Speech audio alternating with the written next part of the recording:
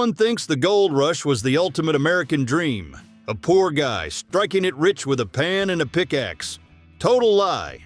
In 1848, 300,000 desperate men rushed to California chasing gold.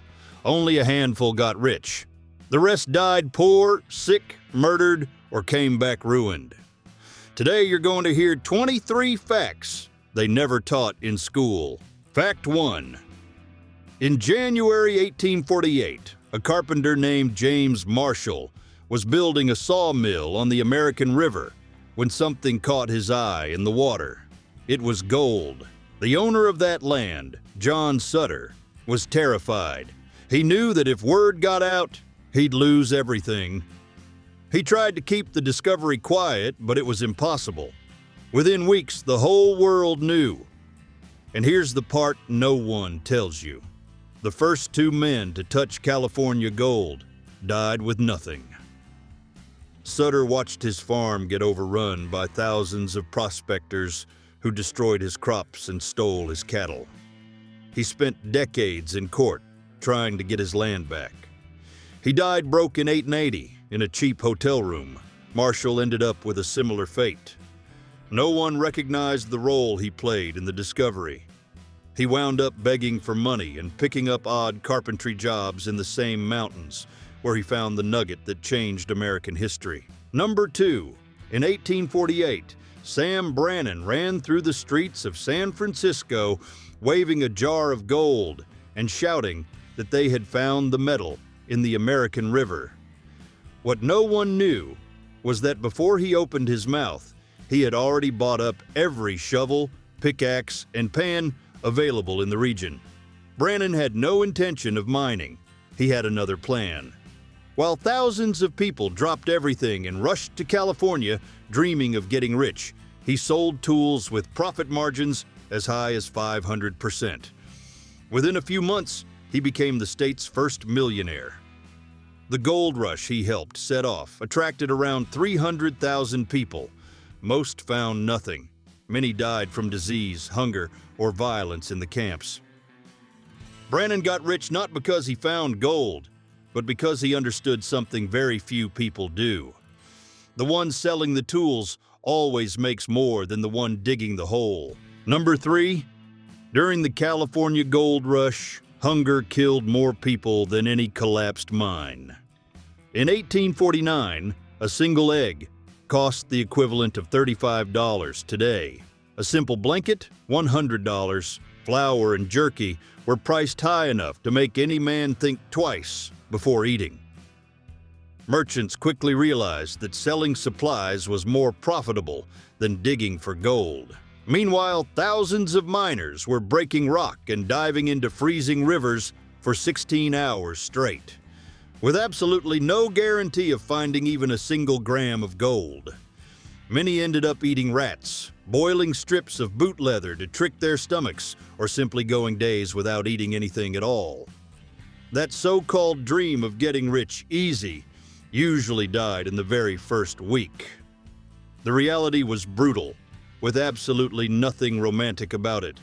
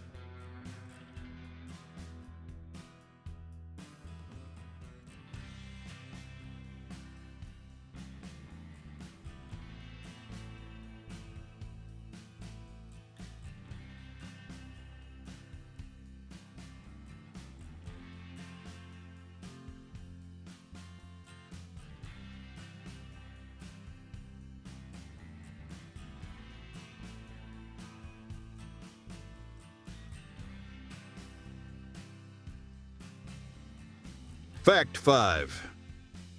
In 1848, San Francisco had 800 residents. 2 years later, it had 25,000. Think about that. The population multiplied by 30 in a matter of months. People were arriving faster than anyone could build anything. The streets were mud. The houses were made of canvas and green wood. And there was no fire department, no real police force, and no government that actually worked. The result was predictable. Between 1849 and 1851, the city caught fire 6 times. 6. And every time it was rebuilt, it came back even more chaotic than before, because no one stopped to plan anything. The only goal was to throw everything back up as fast as possible and get back to making money. San Francisco did not grow like a normal city. It exploded out of nowhere, with no law, no order, no structure. And even so, people just kept coming. Number 6. When gold was discovered in California in 1848, the rush that followed did not bring only miners. The state government created a bounty system for Native American scalps. They paid $5 per head and up to 25 cents per ear. More than 300 militias operated with public funding, hunting down entire families. In just 2 decades, California's indigenous population dropped from 150,000 to fewer than 30,000 people. Women and children were captured and sold as slave labor with legal backing.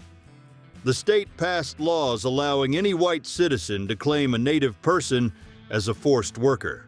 All of this happened with official documentation, payment records, and the approval of governors. It was not frontier chaos. It was state policy carried out with method and budget. Number 7. When gold was discovered in California in 1848, around 300,000 people rushed there within just a few years. The problem was that the overwhelming majority were men. In 1849, the ratio in some areas was as high as 1 woman for every 100 men. That created a brutal situation. Prostitution became one of the most profitable activities of the gold rush, and thousands of women, many of them brought by force from China and Mexico, ended up in makeshift brothels in the mining camps.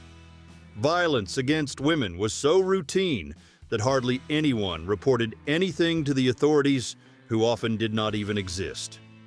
There was no law, no sheriff, no trial. The miners themselves treated that chaos as something inevitable, calling it the price of the rush. What history books usually tell about the gold rush is the adventure part. What they leave out is much darker. Number 8. Most people think the biggest danger of the gold rush was outlaws or collapsing mines. But the truth is, the number 1 enemy was invisible. Cholera, dysentery, and scurvy swept through the mining camps like wildfire. The conditions were a nightmare. No bathrooms, no clean water, no fresh food. The men drank from the same water where they washed clothes and dumped trash. Food was rotting before it even reached the tents. When someone got sick, there was no doctor around, and the guy next to him was probably already infected too. Bodies piled up faster than they could dig ditches. And you did not even have to make it to California to die. One ship that took the Panama route lost around 5,000 passengers to disease during the journey alone. Many prospectors never found a single nugget, but they did find something they were not expecting: a grave. Number 9. The California gold rush drew more than 300,000 people in just a few years. People from all over the world dropped everything to try their luck. The problem was, there was no real government there. No law, no order, no courts. What ruled was brute force.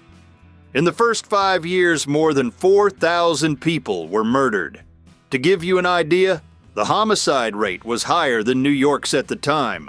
Miners killed each other over a single nugget. Claim theft became routine. Lynchings happened in broad daylight, and no one lifted a finger. The few sheriffs who did exist pretended not to see anything, and many of them were involved in the crimes. Vigilante courts decided who lived and who died in a matter of minutes. California, back then, was not the golden dream people were sold. It was one of the most dangerous places on the American continent. Number 10. During the California Gold Rush, entire towns sprang up overnight, anywhere someone found nuggets in a river. Body grew to nearly 10,000 residents in a matter of months. It had a saloon, a bank, a church, and even a newspaper. But when the gold ran out, people left just as fast as they had arrived. Places like Hangtown and Whiskeytown followed the same path. Families sold everything to try their luck, crossed the whole country in wagons, and by the time they got there was nothing left to find. What remained were empty streets, buildings falling apart, and debts no one was ever going to pay. Hundreds of these towns were born and died in less than 2 years.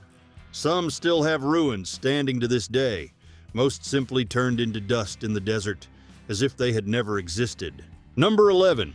Before the gold rush, California's rivers were so clean, you could see the bottom. Salmon swam upstream by the thousands to spawn every year. But when the miners arrived, they brought a brutal technique with them. Giant water cannons that blasted jets strong enough to tear down entire mountains. They called it hydraulic mining. The problem was that tons of dirt and rock washed down into the rivers, turning everything into a muddy mess.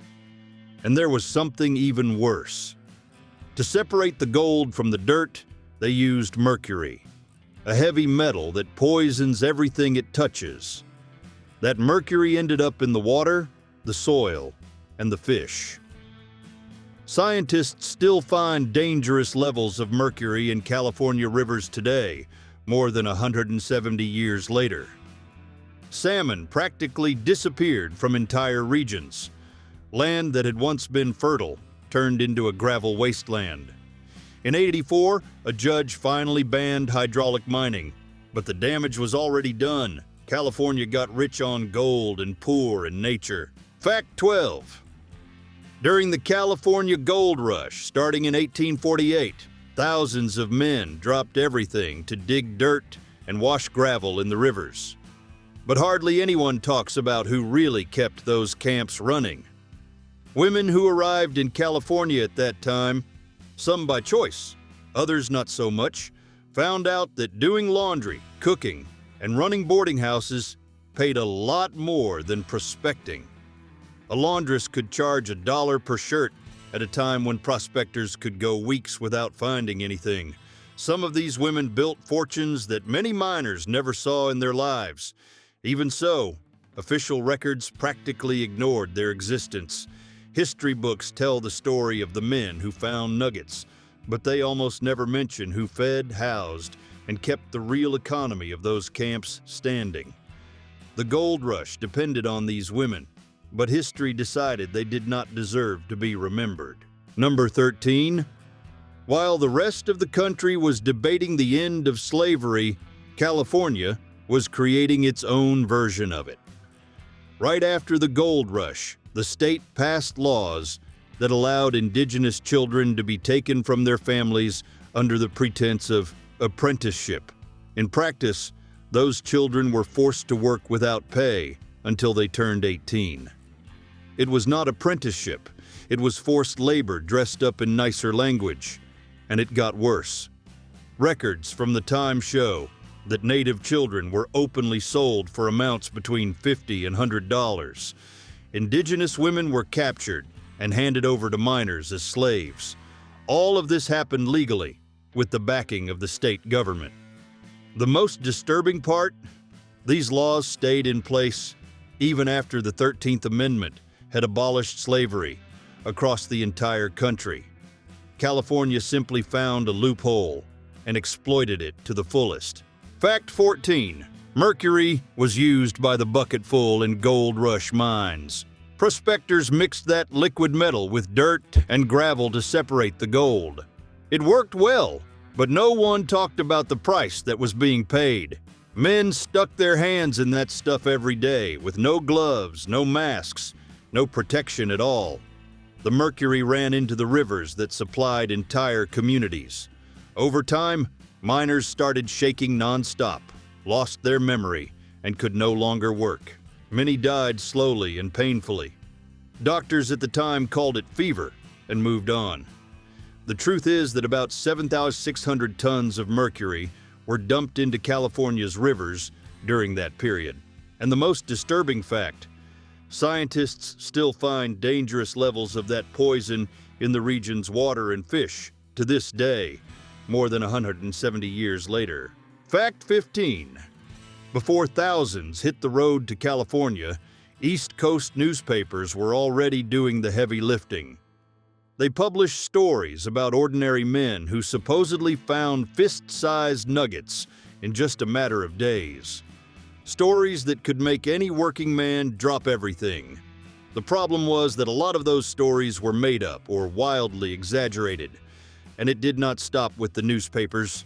Merchants bought ad space to sell mining kits, maps with supposed secret routes, and manuals promising to teach people where to dig. It was a coordinated operation. The more people believed it, the more people bought equipment, tickets, and supplies.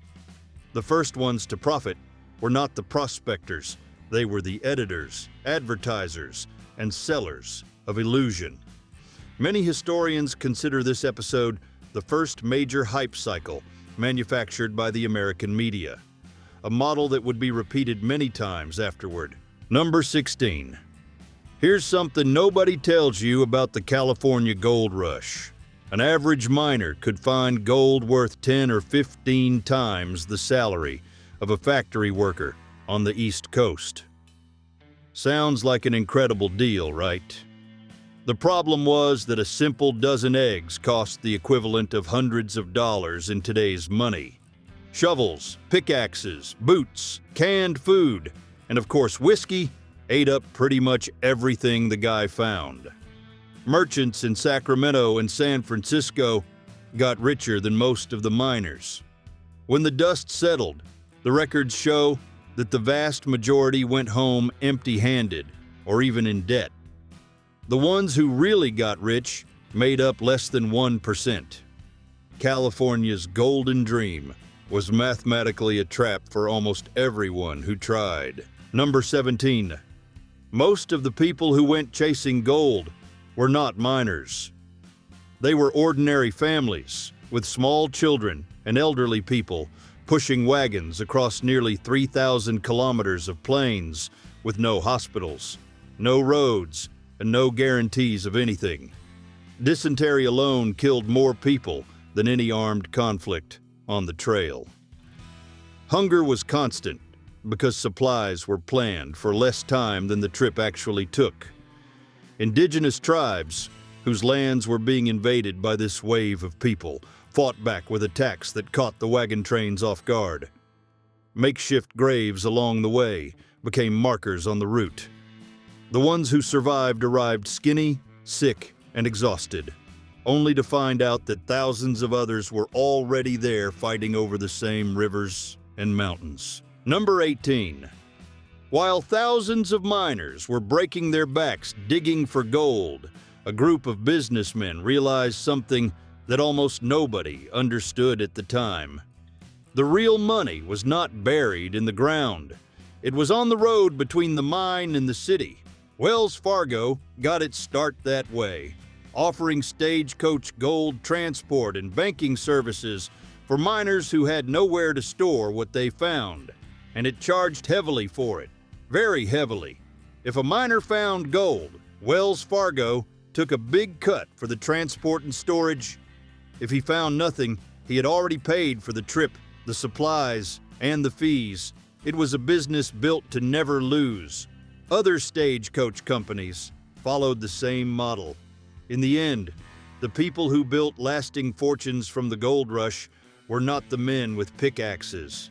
They were the ones who controlled the routes, the vaults, and the logistics. Number 19. During the gold rush, the law basically did not exist in the mining camps. Any accusation was enough to condemn a man to death. Chinese and Mexican immigrants were the easiest targets because they had no one to defend them. Groups of American miners organized sham trials where the verdict was already decided before things even started. In some camps, just the suspicion of gold theft was enough for an angry mob to hang the accused within minutes. In a single day, 12 men were executed for supposedly trespassing on other people's claims. No one investigated anything. No one was held accountable. The rope was the sentence, and the crowd's applause was the court. This brutality happened in broad daylight, while the federal government barely knew what was going on in those remote mountains. Number 20. When the gold rush started in 1848, any guy with a gold pan and a little luck could get rich in a single day. The gold was right there in the riverbeds, waiting to be picked up. But that did not last long. In just 2 years, the surface gold had pretty much disappeared. And that is when the whole game changed. Big companies showed up with heavy equipment, industrial mines, and capital that no miner working alone could possibly afford. The independent prospector, that guy who dropped everything to try his luck in California, suddenly had only two options: work for those corporations for miserable wages or starve. The romantic image of the lone prospector died right there, around 1852. What was born in its place was the model of corporate mining, the same one that still dominates the industry today. The gold rush did not make the average man rich. It made the companies that came after him rich. Fact 21. In 1848, the U.S. got California from Mexico through the Treaty of Guadalupe Hidalgo. The agreement was signed in February.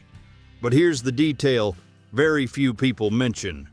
Gold had already been found in the region 2 weeks earlier.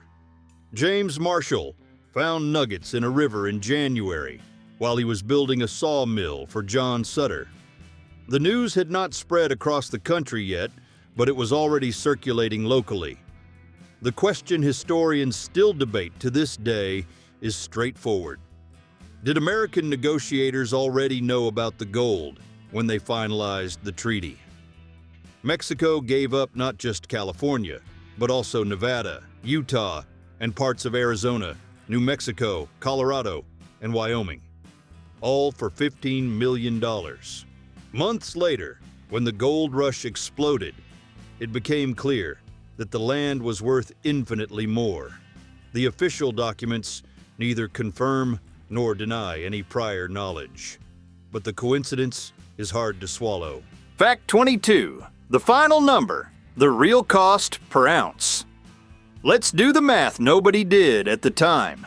During the peak of the gold rush, California produced about 750 tons of the metal.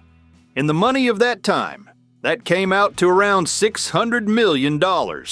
Sounds like a lot, right? But now divide that by the 300,000 prospectors who went there to try their luck. Most walked away empty-handed. Meanwhile, between 20,000 and 30,000 people died directly from disease, violence, or hunger. Hundreds of thousands had their lives destroyed. Entire indigenous populations disappeared. Families were torn apart on both sides of the continent. If you convert all of that into today's money, we are talking about tens of billions of dollars in gold. But the human cost behind every ounce never showed up on any balance sheet. That was a bill America simply never paid.